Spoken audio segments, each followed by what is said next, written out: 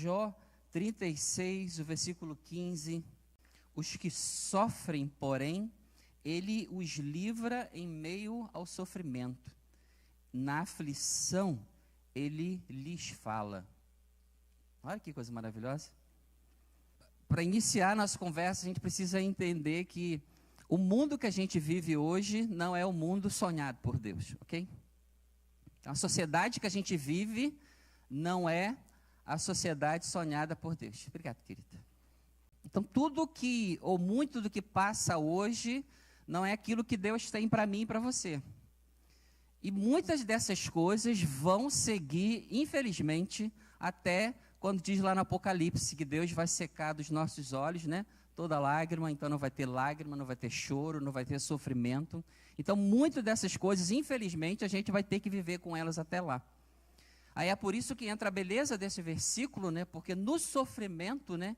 Ele não tira a gente do sofrimento, mas no sofrimento, Deus fala com a gente. E a voz de Deus é poderosa, não é verdade? A voz de Deus levanta, a voz coloca a gente de pé. Quantos de nós aqui já dormimos tão mal que a gente falou, não, amanhã eu não consigo levantar, não é verdade? E no outro dia você estava lá todo serelepe, não é isso? Por quê? Porque Deus te visitou naquela noite, te deu graça, cuidou de você, te deu um ânimo novo enquanto você estava ali dormindo, ministrando a sua vida, e você foi capaz de levantar no outro dia, não é verdade? Esse versículo é interessante, né, que está lá em 3 João 1, versículo 2, eu gostei muito, né, porque ele fala, a ideia, né, eu tentei escrever ali embaixo, ali, né, qual era o desejo do autor, né? O desejo da oração era para que nós soubéssemos, ou para que saibamos, né, como proceder, está lá em amarelo, lá embaixo, na vida no que diz respeito à nossa alma. Ou seja, tem parâmetros bíblicos, né, para a gente saber lidar com a nossa alma. Tem verdades lá que, se a gente conseguir vivê-las, a gente vai melhorar bastante a nossa caminhada, e esse é o versículo que tá aí na sua tela, ok? Vamos lá, pode passar para o próximo, então. Essa situação no mundo de hoje, manda ver aí. A OMS, então, acredita ou calcula que tem quase 1,1 bilhões aí de pessoas, né? Quase 1 bilhão e 100 milhões de pessoas que têm algum problema de saúde mental hoje no mundo. Então, a gente está falando aí de uma pessoa ou 13 pessoas em cada 100. Ou seja, 13% da população mundial. Bem, isso dá um pânico e, por outro lado, isso traz certa paz para quem está passando por isso, porque você não está sozinho. Você tem muita gente, infelizmente, e os dados mostram que são dados crescentes, principalmente na população entre os 20 e 30 anos de idade. Então, o crescimento nas outras faixas etárias, ele cresceu quase 1% na última década. Compensação nessa faixa entre 20 e 30 anos cresceu quase 2%, ou seja, cresceu quase 100% a mais em relação às demais faixas etárias. 2/3, né, por cento da população tem um psiquiatra para cada 200 mil pessoas, então você imagina como é que é alguém ter acesso a um diagnóstico, ser medicado, receber um tratamento, ok? Receber um suporte necessário. Apenas 9%, né, recebe tratamento adequado, e 2/3, né, de todos os transtornos emocionais mentais seriam aí representados pela ansiedade e pela depressão, ok? Pode passar, por favor? Ali, qual era a idade ali? Se você olhar, é muito provável que todos, quer dizer, as crianças não estão mais aqui, mas estamos aí todos naquela tabelinha, então você vai ver que, infelizmente, os transtornos, tanto de ansiedade quanto de depressão, eles passam aí ou são sujeitos a qualquer pessoa, qualquer faixa etária. Então, a gente está falando aí de crianças já a partir de 10 anos, antes ainda tem uma certa, aparece alguma coisa, mas é depois dos 10 anos até os mais lá de 80, e você vê ali a porcentagem que afeta nessa população conforme as suas faixas etárias, ok? Então, a gente está falando, infelizmente, de algo que não está restrito, apesar de esteja crescente nessa faixa etária que eu falei, mas ela acaba abarcando todas as demais. Pode passar aí, por favor? Ali está falando dos transtornos mais comuns entre as crianças e até os jovens adultos até 24 anos de idade. Você vai ver ali, de forma muito clara, quando você olha ali para a ansiedade, para a depressão, como é que os gráficos, né, as barrazinhas dos gráficos são lá para frente, exatamente para mostrar isso, como é que está crescente, como é que os casos são mais prevalentes nessa idade, ok? Pode passar, por favor? Aí tem a questão do gênero. Infelizmente, como você está vendo aí, desculpa, isso aí é com mais 70 anos, nos idosos. Depois, próximo que é o gênero, então você vê também aí, no caso das mulheres, a partir de 70, você tem quase 50% a mais dos casos das mulheres comparado com os homens. Podemos passar aí mais um pouquinho? Ok, aí estão os principais transtornos e a sua prevalência, ou seja, o que mostra aí nas mulheres e nos homens. Então você vê os homens ali com transtorno de TDAH, acontece mais ali com os homens, assim como o espectro autista também. Aí quando começa a depressão, ansiedade, transtornos alimentares, as mulheres vão passando aí, vão ganhando, infelizmente, essa corrida aí, tão complicado. Pode passar o próximo, por favor? Ali, então, tem essa porcentagem geral da ansiedade e da depressão, de novo, por gênero. Então, a ansiedade está em 4,4% e a depressão em 4%. Ou seja, a gente está falando ali de quase 9%, e lembrando que o total é mais ou menos 13%, 14%. Então, por isso que a ansiedade e a depressão são os dois transtornos mais crescentes e vistos aí em todas as faixas etárias, como a gente viu, ok? Pode passar aí, a gente... esse quadro é interessante, irmãos, porque a gente percebe que não é uma questão do primeiro mundo, na verdade, não é questão só do Brasil, dos Estados Unidos, mas é uma questão do mundo inteiro. Então, a gente está falando lá daquela região do Pacífico, da Ásia, a parte lá da Ásia, a gente está falando da Europa, a gente está falando da Ásia, Sudeste Asiático também, e nas Américas, né, como você vê ali, onde a gente está, você percebe que a barrinha do gráfico está mais à frente lá, ou seja, infelizmente, as Américas é onde tem percebido, né, a questão da ansiedade maior. Aí vem o próximo gráfico, pode passar aí, o próximo, que tem a situação no Brasil. Então, no Brasil, a gente tem aí 31 milhões de pessoas. Ou seja, a gente tem aí quase 15%, 14,5% de pessoas que estão sofrendo com algum tipo de questão na saúde mental. Então, você vê ali que aquele dado global, né, da ansiedade é 4,4% e o Brasil é quanto? 9,5%. Ou seja, a gente, infelizmente, tem aí o dobro de pessoas no Brasil vivendo com transtorno de ansiedade, se você comparar com a população do resto do mundo. E a depressão está aí quase 50% a mais. 30% dos trabalhadores brasileiros que estão no mercado de trabalho têm algum tipo de burnout, de exaustão. O Brasil também está encabeçando essas informações aí. A depressão chega a afetar depressão pós-parto, quase de 10% a 20% das mães no Brasil. E por último lá, as mulheres são essa informação do Brasil, ok? Tem 2 vezes mais chance do que os homens de enfrentar ansiedade e depressão, ok? Só para a gente relaxar um pouquinho, pode passar aí, consegue ler lá? Né? Os pais falam para o filho, não, vai lá conversar com o psicólogo, ele só vai conversar e tal, só vai dizer o que está passando pela sua cabeça, não é verdade? Aí o garotinho fala, tá bom, vamos lá, né? Aí ele diz, né, pela coceira deve ser piolho então, não é verdade? E por aí vai. Próximo, por favor. Não vou ler tudo ali, mas eu queria que a gente pensasse sobre estresse e estressores. Eu estou aqui, então, dando uma funilada, por isso que eu escrevi lá, embora cortou lá, está escrito... dá uma funilada na nossa discussão aqui, ok? Então, assim, a gente ouve falar de estresse o tempo todo. O que é o estresse? É a maneira do corpo reagir a qualquer tipo de demanda ou ameaça, seja ela real, imaginária, e lá no finalzinho, né, uma resposta, um processo rápido, automático, conhecido como reação de luta ou fuga. E embaixo vem os estressores. E ali a gente tem 4 classificações, pelo menos. Estressores físicos, que é dor, fome, calor, frio extremo.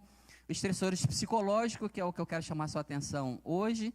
Está relacionado à preocupação, medo, ansiedade. Tem os estressores ambientais também. E o 4, que é os estressores sociais, que está ligado a problemas de relacionamento, pressão no trabalho e discriminação. A ideia ali do lado é dizer que assim, o estresse ele é normal, mas aonde começa o perigo? O perigo começa quando o estresse se torna crônico. O que é algo crônico? É algo que não passa, que está ali presente o tempo todo, não é isso? A gente precisa daquela reação lá de luta e fuga, né, lá do estresse. Se você precisa dirigir 12 horas daqui não sei para onde, você precisa estar alerta enquanto está dirigindo, não é verdade? Porque se o corpo der uma cochilada, o que vai acontecer? O problema é quando você dirige 12 ou 14 horas todos os dias. Então, você está impondo ao seu corpo uma demanda a qual ele não está preparado. Vai chegar nesse estresse crônico. Ou seja, quando estressou, ele está ligado, ele não desliga, ele é constante. Ok? Aí ali vem todas as consequências. Então, a doença, né, vai chegar, porque o sistema imunológico vai estar mais fraco, e tantos outros riscos, né, de ataque cardíaco e tal. E ansiedade, por aí vai, depressão, pode passar. Eu trouxe esse quadro aqui, está tão pequenininha a letra, né? Mas eu tentei colocar ali em amarelo. Esse psiquiatra, ele fez ele preparou, né, a gente fala que é um inventário, ou uma pesquisa, se você quiser olhar dessa maneira e tal, para você detectar o nível de estresse numa pessoa. Ou seja, isso pode ser mensurado, isso pode ser medido. Então, esse psiquiatra, ele fez isso. E esse inventário seria a ideia de medir o nível de estresse com mudança no estilo de vida. E o qual foi a conclusão dele? Eu vou ir lá para a pontuação. Ou seja, se você tiver uma pontuação até 150, você tá de boa, vamos dizer assim, ok? Mas quando você começa lá os 150 até 300, você tem a possibilidade ou a probabilidade de 50% de você ficar doente nos próximos 2 anos. Se essa pontuação chegar acima de 300, essa probabilidade aumenta então. Deixa eu falar uma curiosidade aqui para vocês. Tem um inventário desse de estresse que foi mudado para avaliar o estresse na vida do missionário. Um missionário, quando ele vai para um campo missionário, naquilo que a gente fala que é o primeiro período, que são 2 anos que ele vai, a pontuação dele chega a 600. 600. Ou seja, o que deveria estar em 150, chega a 600. O que eu listei ali para a gente só perceber ali? Deixa eu ler daqui. Mudança no trabalho, e tem lá a pontuação. Eu vou ter que vir aqui porque cortou, então deixa eu ler aqui. Mudança no trabalho, o outro amarelinho lá é mudança de responsabilidade no trabalho, mudança de hábitos pessoais na coluna da direita, mudança de horário de trabalho, mudança de residência, mudança de atividade recreativa, de atividade social, fez empréstimo de valor médio e mudança na frequência das reuniões familiares. Eu tentei trazer um pouquinho, obrigado, para a nossa realidade aqui como imigrante. Ok, eu sei que tem pessoas que estão aqui há muito tempo, então você segue sendo imigrante, mas você já se adaptou à cultura. Então, muito dessas questões aqui de mudança de vida não é mais a sua realidade porque você já mudou. Então, assim, você não se enquadra. Mas para um imigrante que está chegando aqui, provavelmente nos primeiros 6 meses a 1 ano, ele passa pelo menos por essas mudanças que estão aí. Eu colocaria pelo menos mais uma que acontece com os missionários, que é o famoso choque cultural. Então, é quando você vem, quem está aqui há menos tempo ou mais tempo, talvez você lembre a diferença que é da cultura, de onde você veio para a cultura aqui americana. Então, você percebeu aí a diferença quando você chegou. Você vem aí se adaptando, na verdade, se virando, navegando nela e tal. Então, hoje, talvez você não passe por isso. Então, essas pessoas que possivelmente chegaram aqui entre 6 meses a 1 ano, é muito possível que a pontuação dela esteja pelo menos aí em 200. E quem aqui nunca está com alguém da família doente, não é verdade?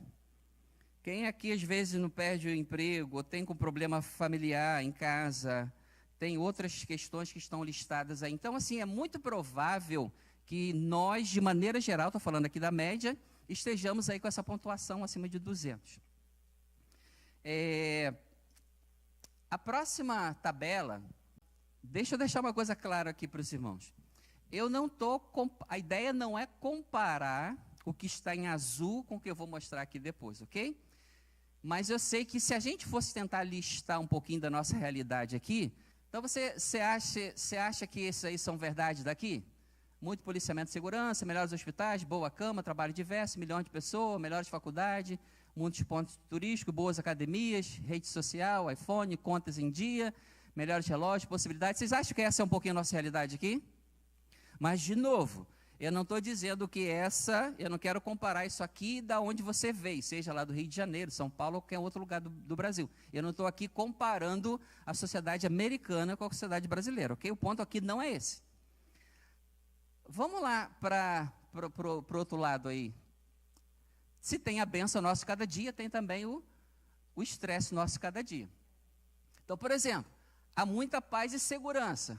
Tem que tentar isso. Tem muito policiamento e segurança, mas, muitas das vezes, falta paz interna, não é verdade? Tem um negocinho chamado gelo por aí, alguém já ouviu falar do gelo, do tal do gelo? Gelo é complicado, não é verdade? Não é? Ou seja, se eu fosse para o Rio de Janeiro, estou comparando aqui com o Rio de Janeiro, e eu visse todo aquele policiamento, salvo lá os problemas, eu falei, opa, estou seguro, polícia está aqui, não vai ter nada. Mas aqui, quando eu vejo polícia, o que acontece com o coração de muita gente? Taquicardia na hora, não é verdade? Então, assim, vamos lá, vamos seguir um pouco mais. Temos os melhores hospitais, mas pouco acesso ao serviço de saúde. Quem aqui tem feito check-ups frequentes? Tem usado aí a medicina preventiva, você saber o que é, ir lá e tal, não é verdade? Muitos, graças a Deus, têm. O pessoal tem plano de saúde, outros podem pagar, mas, infelizmente, muitos não têm acesso. Aí, o que acontece, às vezes? Vai se descobrir um problema, aí está daquele jeito. Pode passar. Tem boa cama, mas cadê o sono? Que reparador. Tem trabalho diverso, mas muita gente com baixa realização profissional, porque pode ser que você tenha deixado o seu ramo de trabalho e você veio para cá para abraçar um outro trabalho. Talvez o trabalho que você tinha era aquele que você realizava, que você era apaixonado, que era a sua vida, a sua escolha, e agora você tem que fazer uma coisa que não é o que você quer, ok? Vamos lá, vamos avançar mais um pouquinho. Milhões de pessoas, mas raras amizades, melhores faculdades, acesso limitado à educação, muitos pontos turísticos, mas talvez, cadê o lazer? Boas academias, mas o condicionamento físico reduzido. Rede social, mas tem muita solidão, isolamento. Eu estava lendo hoje pela manhã, antes de vir para a igreja, li ontem um artigo, li hoje um outro, eu até falei isso com o pessoal ontem, enfim, da quantidade crescente de pessoas que vivem. Isso eu li o artigo ontem, e a fonte é boa fonte.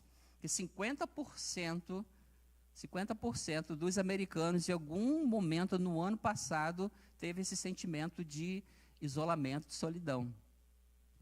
Tá tendo um problema muito grande na saúde, porque 10% dos americanos que estão acima de 60 anos de idade não têm marido ou esposa, nem filhos em casa para cuidar deles. Então, por exemplo, às vezes ele precisa ir para o hospital, às vezes ele não vai para o hospital para fazer um procedimento, porque não tem ninguém para ir com ele, nem para trazer para casa, e nem para ajudá-lo ali no básico. Enfim, é só informação aqui para a gente saber. Então, tem conta em dia, mas falta estabilidade, não é verdade? Tem melhores relógios, mas falta tempo. Alguém já usou essa palavra aí? Tem possibilidades, mas tem escassez de propósito. Irmãos, por que eu preparei isso daqui? Para você saber que isso aqui tem um preço emocional para você. Ok? Tem um preço. Um preço que te cobra. Ah, pastor Milton, isso aí não tem nada a ver comigo. Amém, glória a Deus, aleluia. Que bom, que bênção. Você está bem na fita. Mas, Se alguma dessas questões aí são a sua realidade, tem um preço para isso daí. E como a gente diz no Brasil, na verdade, a conta chega, não é verdade? Então a conta chega. Isso aqui, você não tem que saber que elas estão acontecendo. Você vai saber quando a conta chegar. Ou seja, a gente vai vivendo, vamos embora. Não tenho lazer, eu trabalho de segunda a sábado, vou aí direto e tal, não paro, não descanso. Ou quando, de repente, não trabalhei no meio de semana, mas aí eu não trabalhei, mas eu não descansei, porque eu estou estressado. Porque eu fiquei em casa, mas eu sei que eu preciso do dinheiro para pagar a conta. Então, eu estou sendo sugado de qualquer maneira, ok? Não tenho, enfim, relacionamentos. A gente precisa de gente na nossa vida. Enfim, o pastor Renato falou muito sobre isso aqui no culto de quarta-feira de oração. Quem esteve aqui, ela falou bastante sobre essa questão de medo e por aí vai. Vamos avançar mais um pouquinho. Bem, eu chamei, né, essa palavra aqui nessa manhã de saúde emocional e saúde mental, na verdade, que são coisas diferentes. A gente usa como sinônimo, mas são coisas diferentes. Está ali a definição, e depois ali tem um exemplo para a gente entender. A saúde emocional está ligada, então, a essa nossa capacidade de administrar as emoções de forma saudável. Enquanto a saúde mental, ela é mais ampla e pode estar ligado à questão, por exemplo, os transtornos, ansiedade, depressão, por aí vai, ok? Então, pode ser, eu achei legal ali esse exemplo, eu peguei na internet, você pode achar lá facilmente. Imagina uma pessoa, estou lendo, que é super racional, toma decisões na maior tranquilidade, resolve problemas complexos, mas ela acaba de perder alguém importante e não consegue lidar com a tristeza. Pronto, saúde mental, ok. Saúde emocional com problemas. O contrário também rola. Você pode ser emocionalmente forte, mas ter dificuldade de concentração por causa de ansiedade ou depressão. Ou seja, então são coisas diferentes, mas que acabam tendo os seus pontos de interseção aí. Vamos avançar mais um pouquinho. Como eu falei no começo, eu quero usar aí o Elias, né, para falar um pouquinho sobre essa questão da crise emocional. Podemos passar aí, eu vou ler, não vai dar para a gente ler todo aquele texto, e o Tiago vai dizer que Elias era humano, como todos nós. Eu tentei, no próximo slide, fazer um resumo do que está acontecendo, porque qual é a ideia? A gente perceber o que acontece antes da crise emocional chegar. Então, eu ter essa graça, esse discernimento para atentar pelo que eu estou vivendo, pelo que eu estou passando, para que não chegue na crise. E eu tentei listar aí para os irmãos, para a gente ver o que está acontecendo com Elias, ok? A partir do capítulo 17, né, Elias é lá o profeta que vai lá para o rei Acabe e diz que vai ter uma grande seca. Lembrando que eles eram um povo agrícola, na verdade, o que acontece quando não chega água na roça? Não é isso? Acabou, né? Isso, tudo aquilo que... Então, Elias está indo lá e dá esse recado para ele. Deus fala para Elias, olha, foge daqui, ou seja, a chapa ia esquentar para ele. Então, foge, vai... quando Elias foge lá para o ribeiro de Querite, vai ser alimentado pelos corvos. Depois, o que acontece lá com o riacho de Querite? Seca. Isso está aí a partir do 1 Reis, a partir do capítulo 17. O rio seca e Deus fala para ele, olha, você vai lá para Sarepta, fica lá, porque eu já falei para uma viúva lá cuidar de você. Elias chega lá, acontece todo milagre da multiplicação do azeite, da farinha, lembram lá do texto? Só que o filho da viúva morre, aí fica doente, morre, Elias ora e o menino ressuscita. Aí começa o capítulo 18, quando Deus fala, Elias, vai para lá e encontra o Acabe.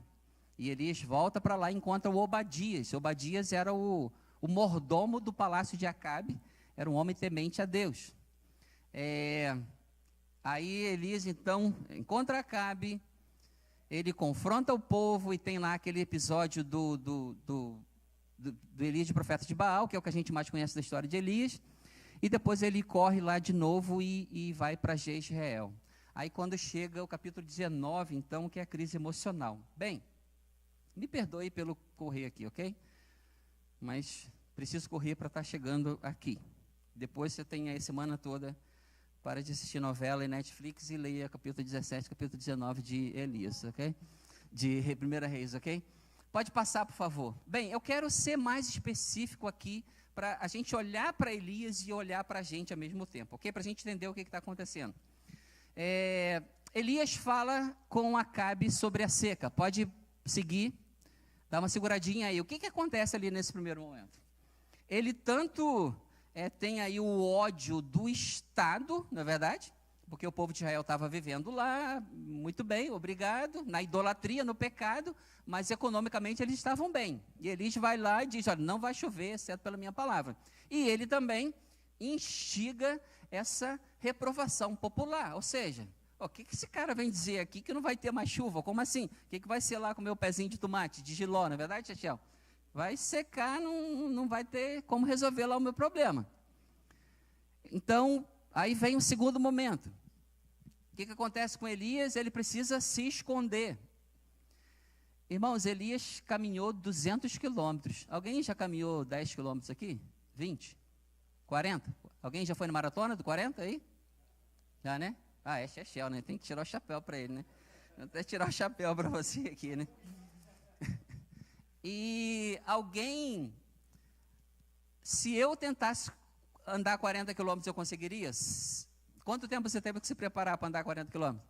Correr?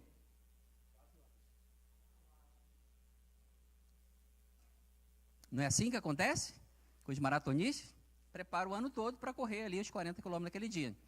O que acontecia com o pessoal que chegava lá na hora lá? Conseguia correr quanto? Desistia na primeira curva, não é verdade? Então a gente está falando aqui de que Elias está cansado, porque provavelmente caminhou 2 dias. O que está acontecendo? Ele se isola. E depois ele está ali, você imagina você ficar num lugar, aí acorda de manhã, né? Aí leva lá os corvos, leva lá comida para você, leva pão, leva carne. Você olha o riozinho fazendo barulhinho e tal, isso aqui é bom, né? Mas imagine a águazinha acabando, não é verdade? Que é o que vai acontecer, aconteceria. Elias está sob ameaça. E a questão da higiene, do banho? Irmãos, tem hora que um banho dá uma moral, não é verdade? Não é?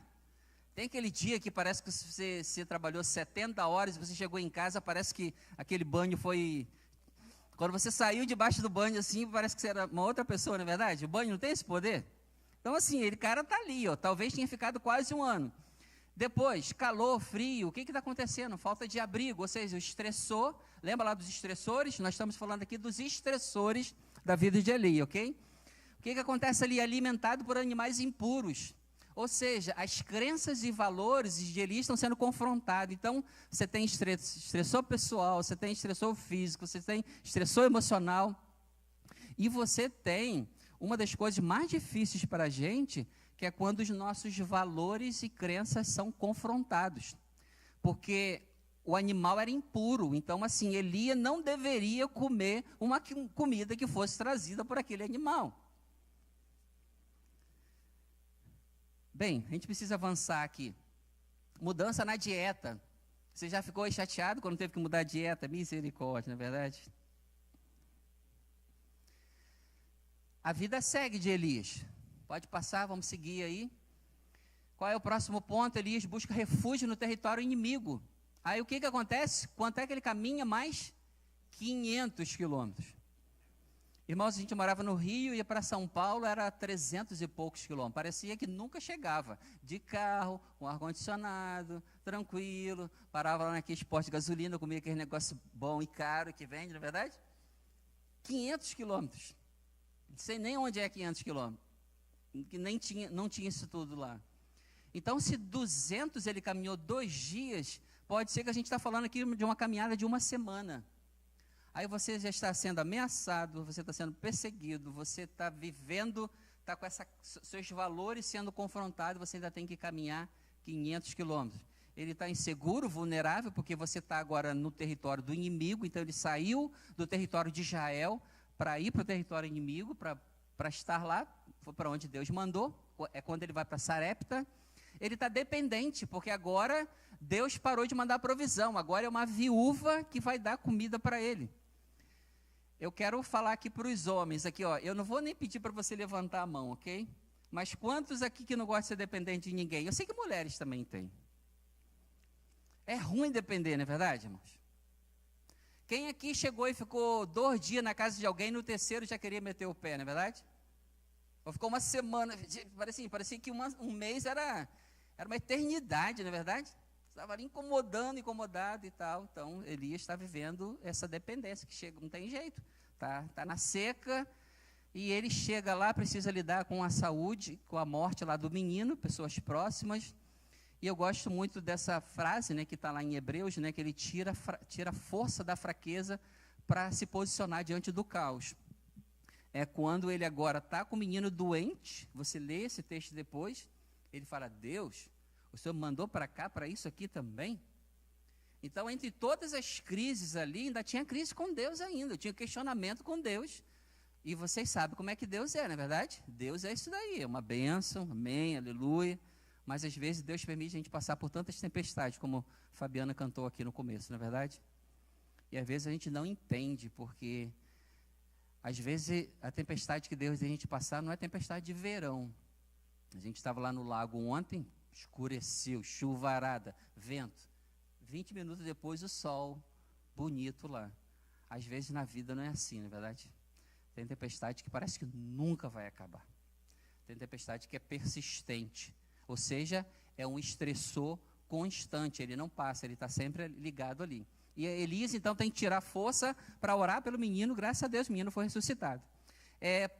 Um pouquinho mais, Elias, Deus manda, então, ele voltar para Samaria, capítulo 18, ele está cansado, ele está fraco, ele está estressado, se questionando, e tem que fazer outra viagem de volta agora. Meu Deus, eu falar, Deus, para lá, não dá para resolver tudo aqui não é verdade? Não dá para o senhor juntar a turma aqui. Ele chega onde era odiado, que era o local lá da seca. Ele chega onde os profetas foram mortos. Então ele volta para lá e a notícia era que a Jezabel, a esposa do rei Acabe, tinha matado todos os profetas, exceto, né, aqueles que o Obadias tinha livrado lá. Ele é incompreendido por Obadias, porque Obadias, ele chega e fala assim, Obadias, ó, fala para Acabe que eu estou aqui. Obadias fala, você está brincando, né? Você só pode estar brincando, né? Você está aqui hoje, aí daqui a pouco o Espírito pega, leva você para outro lugar, e o que eu vou dizer para o Acabe, não é isso? Ou seja, ainda leva um sermão ali ainda do Obadias e tal. Aí você imagina, você está vivendo esse estresse todo, aí chega alguém e confronta você por uma coisa. Olha que coisa interessante. O que Obadias está falando é verdade, mas a questão não é se é verdade ou é mentira, mas como ele estava para receber aquela palavra. E esse é o ponto aqui, não é verdade? E às vezes assim, a gente está por aqui, ó, né? E chega às vezes uma letra, às vezes um olhar de alguém, a vontade de a gente pegar e jogar uma granada e explodir a pessoa, não é isso? Não, só alguns, né?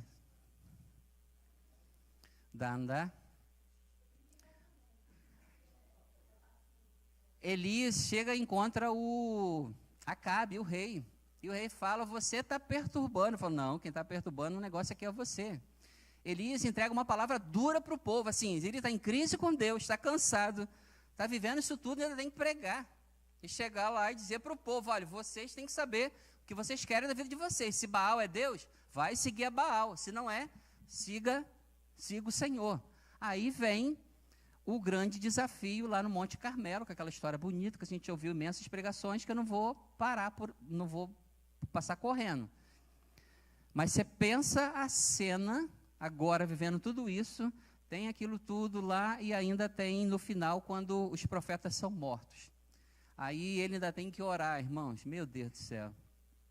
Aí vai orar. Aí ora uma vez, cadê a chuva, não é verdade?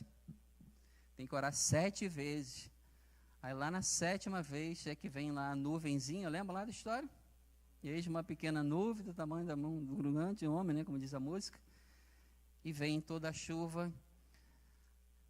Aí é quando começa o capítulo seguinte, porque a ameaça é redobrada por Jezabel. Pode passar, por favor? Foram 3 anos e meio de intenso estresse vindo de várias fontes. Então, qual é o problema do estresse? É quando essas 3 variáveis trabalham juntas.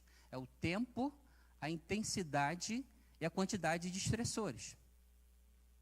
Então, Então, por exemplo, você pode ter um estresse, você pode entrar no carro aí para passear com alguém, e quando o motorista começa a dirigir, você tá quase gritando, sai, para o carro, não é verdade? Tem um pessoal que é assim, não é verdade? Meu Deus do céu, você tirou carteira onde? Roubou onde essa carteira e tal, não sei o quê. Não é isso? Mas durou 10 minutos. Por exemplo, eu acho que o Fabiano é assim, porque quem dirige o carro é Suzane. Então, assim, ele deve ser isso daí. Então, você entra no carro ali. Agora, você pensa, esse mesmo estresse, você tem indo que trabalhar com a pessoa todos os dias. 2 horas de manhã e 2 horas para voltar. Ou seja, o nível de estresse está muito alto e ele é constante, ele não acaba, ele está ali. Você está em casa tendo pesadelo à noite, meu Deus, amanhã eu vou estar lá de novo, não é verdade? Amanhã a gente vai trabalhar em Lawrenceville, tem que pegar 85 com aquela pessoa dirigindo daquele jeito, não é isso? Então o estresse não é só quando a pessoa está ali dirigindo, ele está em casa, você está ali comendo ali, pensando no que vai acontecer no outro dia, ou seja, é um estresse que constante, e vem intensidade também, que às vezes tem esse pico de estresse, mas se ele voltar ao normal, beleza, o corpo está preparado para isso. E a quantidade de estressores que eu listei, lembra lá atrás, aqueles amarelinhos, que eu listei alguns dos estressores que a gente está lidando aqui no dia a dia. Você sabe exatamente quais questões, quais estressores que você está lidando. Então, alguns desses estressores, aqui é uma coisa interessante. O que a gente orienta para os missionários? A gente foi lá para o país, né, servir, a gente já contou essa história aqui, que o pessoal tinha ameaçado explodir a escola que Sara estudava. Esse é um estressor constante, porque não depende de você. Você não tem poder sobre ele para mudar. Você não tem o que fazer. Então, quando você tem muitos estressores que não dependem de você para trazer uma solução para eles, você precisa pensar em algo que diminua o estresse que você está acumulando. Então, tem estressores que você resolve, tem estressores que você não consegue resolver porque não depende de você. O que você resolve, vai lá e resolva. Olha, eu estou aí trabalhando de help com essa pessoa que é um péssimo motorista, estou morrendo do coração todo dia. Vai procurar uma outra pessoa. Não é verdade? Você não vai dizer para a pessoa, vai fazer uma aulinha de trânsito aí, por favor, não é verdade? Você não vai falar isso. Não é? Então, você resolveu o problema, foi lá, resolveu o problema. Agora, outros estressores, você precisa continuar com eles, que infelizmente não tem muito o que fazer. Aí entra, irmãos, essa figura que eu fiz aqui, final não, importante, a gente chega aqui no ápice, pode passar aí, por favor. Eu coloquei aí no grupo da igreja essa figura, mas ela, na verdade, ela tem outros elementos aqui, que eu coloquei ali no pezinho ali, que é o processo da crise emocional de Elias. O que está acontecendo com Elias? Vamos lá, Hazaf, por favor. Primeiro, a questão dá uma seguradinha aí. Primeiro, essa resposta natural. Então, assim, se você lê o 19:3, se você quiser abrir a sua Bíblia, 1 Reis 19, 3 e 4, diz lá que Elias teve medo. Medo todo mundo tem. Isso aí faz parte da vida. Então, a resposta natural nossa é medo. Você está sendo ameaçado. A Jezabel falou, olha, eu vou matar você. E ela já tinha matado muitos profetas. Então, se matar Elias, seria apenas mais um. A reação dele teve medo. Mas aí começa, pode passar, por favor, quando a gente vai entrar nessa crise emocional. Eu coloquei aqui amarelo. Se você ler lá, você vai ver que Elias teve medo e ele foge. Está lá em azulzinho. Ele teve medo e ele foge, que é uma resposta adaptativa. O que é uma resposta adaptativa? Uma resposta adaptativa é uma resposta temporária, ou deveria ser uma resposta temporária. Uma resposta adaptativa, ela não traz a solução do problema, ok? Ela pode ser, sim, a melhor carta que eu tenho da manga para tirar agora é essa. Então você fez essa. A pessoa está lá dirigindo mal, mas eu tenho que trabalhar essa semana inteira. Então, Senhor, me ajude, porque eu preciso estar lá sentado no banco do carona e trabalhar a semana inteira. Então, me ajude. Só que aqui mesmo na resposta adaptativa, pode passar aí um pouquinho mais, que é quando a gente começa a cometer alguns erros. Algumas pessoas vão dizer assim, não, está tudo bem comigo, eu estou bem, fica tranquilo. eu estou lidando bem, ó, cheguei aqui, eu estou roendo as unhas, a minha perna não para, eu não consigo dormir, mas está tudo bem. Não, espera lá. Então, qual é a tendência nossa, irmãos? Principalmente nós adultos, principalmente nós homens adultos, é negarmos. A gente vai dar essa resposta, não, está tudo bem, tudo tranquilo, vamos lá, é vida que segue. Então, não faça isso. Qual seria uma resposta saudável? Seria você ser honesto com você mesmo. Olha, ora por mim, olha, me ajuda, cara, eu estou aí, mas olha, não estou conseguindo dormir, eu estou estressado. Pode passar mais um pouquinho aí. Outra resposta errada seria guardar esse negócio, que eu sei, nós sabemos, tem muitas pessoas, eu não estou aqui defendendo a pessoa mal educada, ok? Mas muita gente fala ali na cara, aconteceu alguma coisa, falou na cara e tal, e às vezes errou, porque como falou, da maneira que disse e tal. Mas a ideia seria você saber não guardar essa coisa ruim que está acontecendo, mas você saber como lidar com isso aí que está acontecendo. Ou seja, procure ouvidos. Procura gente para você compartilhar o seu coração. Procura gente para falar das suas dores e tal. Vamos avançar um pouquinho mais aí. Eu sei que eu já falei muito, os irmãos já estão cansados. A próxima é uma atitude arriscada. Porque se você ler lá, vai dizer que Elias, ele deixa o servo dele. Ou seja, é tipo assim, olha, eu vou resolver tudo sozinho. É um risco. Porque é aqui que muita gente se perde. Muita gente acha que pode administrar a situação, pode achar uma solução, e a pessoa se perde às vezes aqui. Eu posso dar conta disso daí. O que a Bíblia diz? Melhor é serem dois. Ou seja, vai procurar alguém. Está passando uma dificuldade, está percebendo que a crise já está dando alguns sinais, vai procurar alguém para te ajudar. Aí entra as pessoas que têm vergonha de pedir ajuda, não é isso? Eu tenho vergonha. Você imagina, eu acostumado a vida inteira, dar conta, eu gosto muito disso, né? Quando a gente fala, enfim, eu gosto porque a gente, quando fala para os missionários, tem lá um texto bíblico falando sobre isso, né? O que acontece? Graças a Deus que talvez você tenha dado conta de tudo sozinho até hoje, mas quem disse que hoje, nessa crise, ou amanhã, numa futura crise, você vai dar conta sozinho? Ok? Tudo bem que as experiências que você teve antes vão te ajudar com as questões que vão acontecer. Mas pode ser que essa exatamente seja muito maior do que a sua capacidade de administrar. Então pode ser exatamente aí que você vai precisar de intervenção de alguém, você vai precisar de ajuda de alguém. Então não tenha vergonha de pedir ajuda.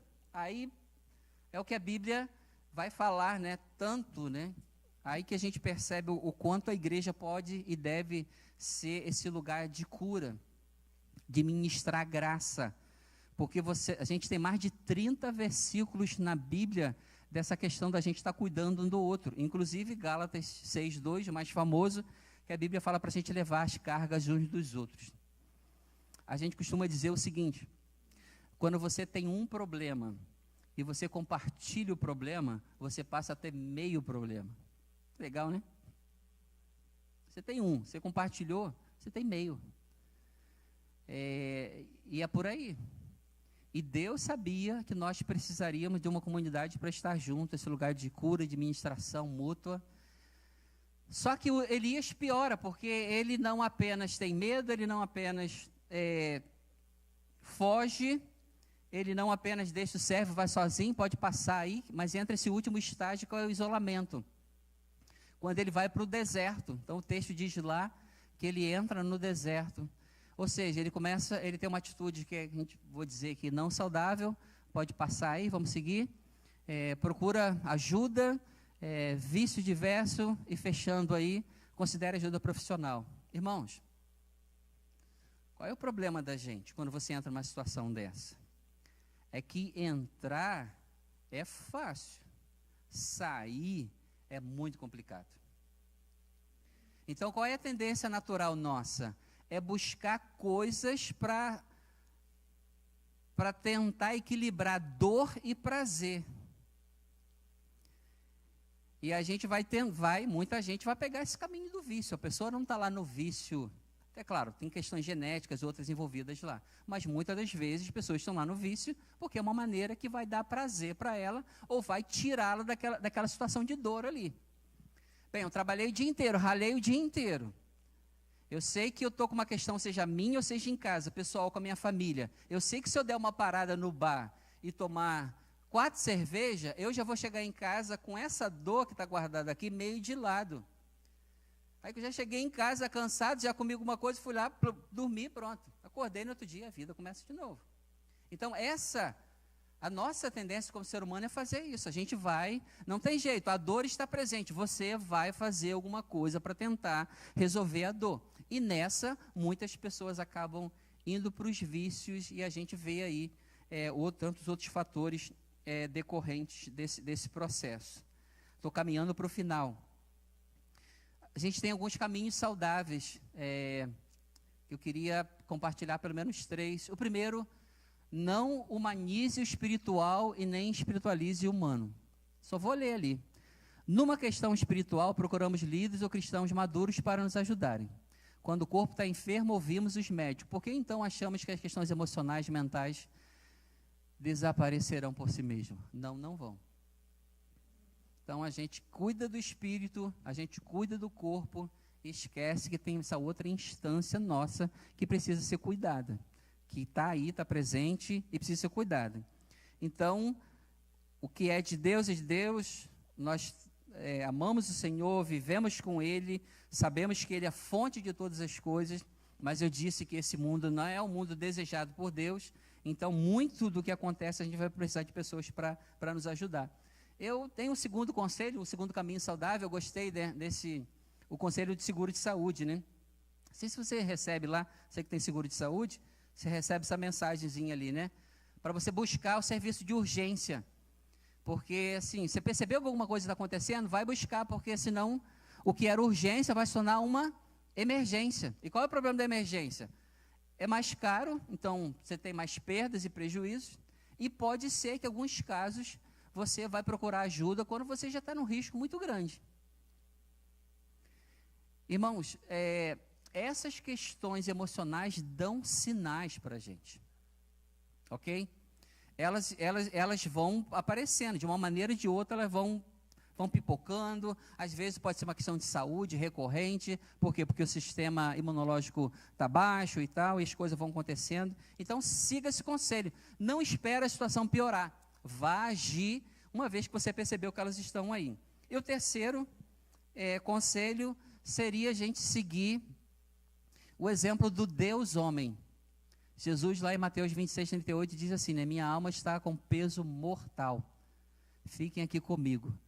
Jesus, ele chama os amigos dele para estar com ele, no pior momento da vida dele, ele sabia a importância do suporte humano.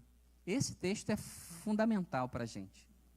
Nem todas as questões serão aliviadas por Deus. Deus coloca pessoas na nossa vida para ser esse suporte. Está lá, o próprio Cristo fez isso. Ele poderia ter ido para o monte orar sozinho. Mas o que ele faz? Ele convida os amigos para irem com ele. Vocês podem vir. E eu coloquei ali uma linguagem bem atual, porque o versículo não fala desse peso mortal, né? Embora ele fala lá, estou angustiado até a morte, né? Ou seja, está com a alma, é a alma que está angustiada até a morte. Então, ele está nesse limiar de desespero. Só para finalizar, então, finaliza com mais essa fotozinha aí. Ou não é assim que acontece? Não sou eu que preciso, é você que precisa, né? Aí como a criança não tem que dizer quem que precisa, então já sei que eu seria a pessoa, né? Vamos colocar de pé, vamos orar. Senhor, nós estamos aqui na tua casa nessa manhã e a gente vive nesse mundo que não é o mundo desejado por ti, Senhor. É um mundo de dores, de sofrimento, é um mundo de lágrimas, é um mundo injusto. Então, eu sou injusto, as pessoas são injustas, os relacionamentos não são perfeitos, o patrão não é perfeito, os empregados não são perfeitos, os governantes não são perfeitos, ó Pai. E nós estamos vivendo nesse mundo, Senhor. E eu sei, ó Deus, como a gente viu aqui, que infelizmente, Pai, 13 em cada 100 pessoas podem estar passando por alguma questão mental. E eu peço, Senhor, que o Senhor nos ajude a viver esse mundo, viver de maneira sábia, de maneira, Senhor, inteligente, de maneira humilde, para a gente procurar ajuda também quando a gente precisa. E obrigado, Senhor, porque enquanto nós vivemos essas dores, ó Pai, nós podemos descansar em Ti, como a gente cantou aqui. Nós temos os Teus braços, Senhor, nós temos alento em Ti, nós temos ministração em Ti, temos palavras de vida vinda de Ti nesses tempos, ó Pai.